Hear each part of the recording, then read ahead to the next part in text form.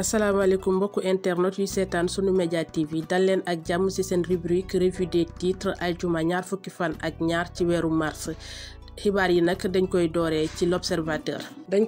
ak l'observateur ci xibaar bu tiis gi le ganu ci acteur politique yi di génnum àdduna kii di Yatta Saay nekkoon candidat recalé ci parrainage yi ba tey ci l'observateur kii di Anta Babacar Ngom moomee nag mu ngi tontu ki nga xam ne mooy Bassirou Diomaye Faye lu jëm ci wàllum coowal Ndingler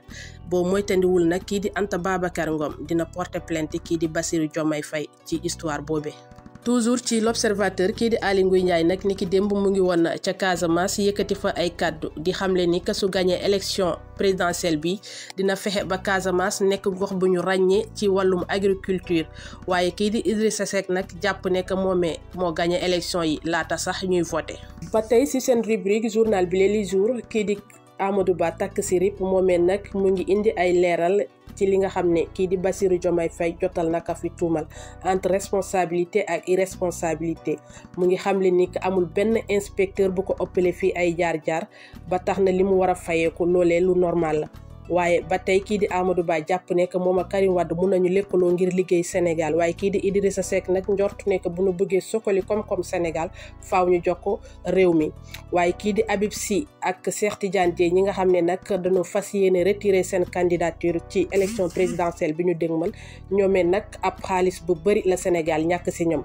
ba tey bu ñu sukkandikoo ci journal bi lee di La Tribune boobu mooy tëddiwul deuxième tour dina am ci élection présidentielle bi di ñëw diggante ki nga xam ne nag mooy candidat Benno Bokk Yaakaar di Amadou Ba ak coalition Diomaye président waaye ci journal boobee nag ñu ngi xamle génnum àdduna ki nga xam ne mooy Mamadou Yatta Saay nekkoon ab candidat recalé ci parrainage yi le ay waxtu kese moo des ngir ñu clôturer li nga xam ne nag mooy campagne électorale bi ba tax na ci journal bi di quotidien ñu nemmeeku ci ay promesses yu bëri bi nga xam ne nag ñenn ci candidat yi jot nañ koo def ki ci mel ni Amadou Ba moomee nag mu ngi xamle bu jëlee réew mi dina joxe 1000 milliards fi nga xam ne nag mooy Casamance ngir suqali koom-koom foofee waaye kii di Boubacar Camara nag feelu ko ne ko man su ma gañee réew mi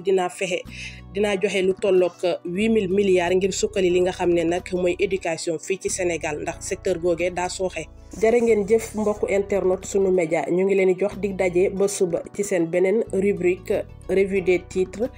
ñu ngi leen di ñaanal yendug jàmm